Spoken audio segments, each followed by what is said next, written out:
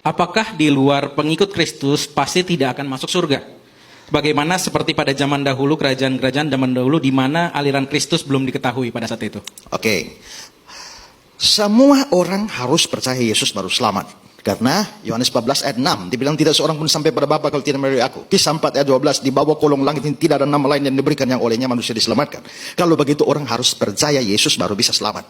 Pertanyaannya, bagaimana dengan orang-orang yang hidup pada zaman dulu yang mereka sudah mati, Yesus belum lahir? Nah, saudara harus mengerti begini, bahwa saudara lahir tahun berapa sih? Dan anggaplah saudara baru percaya Yesus tahun 2025. Yesus mati buat saya. Kapan Yesus mati? 2000-an tahun yang lalu. Kalau waktu Yesus mati, kamu sudah lahir atau belum? Belum. Bagaimana Yesus bisa menebus kamu sedangkan kamu belum ada? Rupanya power dari darah Yesus itu bisa bergerak ke depan. Itulah sebabnya mengapa juru selamat itu harus Tuhan.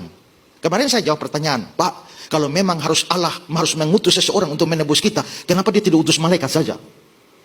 Tapi mengutus anaknya. Saya bilang, ya kan syaratnya harus tidak berdosa. Dan ada malaikat yang tidak berdosa, kenapa tidak utus malaikat saja? Karena biarpun malaikat itu tidak berdosa, kalau utus malaikat, dia memang menebus. Paling-paling hanya tebus 2-3 orang. Kenapa? Karena nilai penebusannya tidak bisa sampai kekal. Dan tidak bisa menebus semua orang.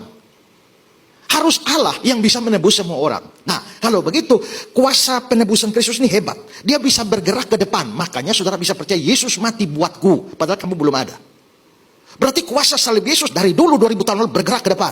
Maka pikirkan ini. Kalau salib Yesus kuasanya bisa bergerak ke depan menebus kamu. Kenapa dia tidak bisa bergerak ke belakang menebus orang-orang zaman dulu?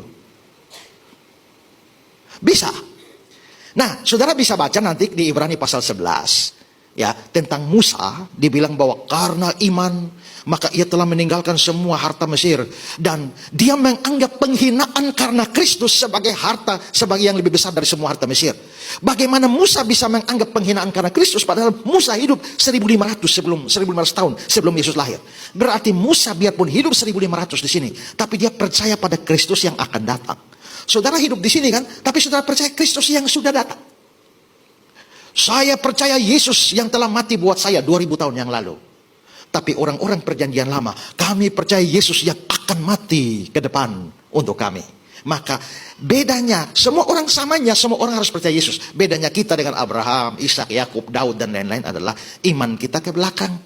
Mereka di perjanjian lama imannya ke depan. Tapi semua harus lewat Yesus. Ya.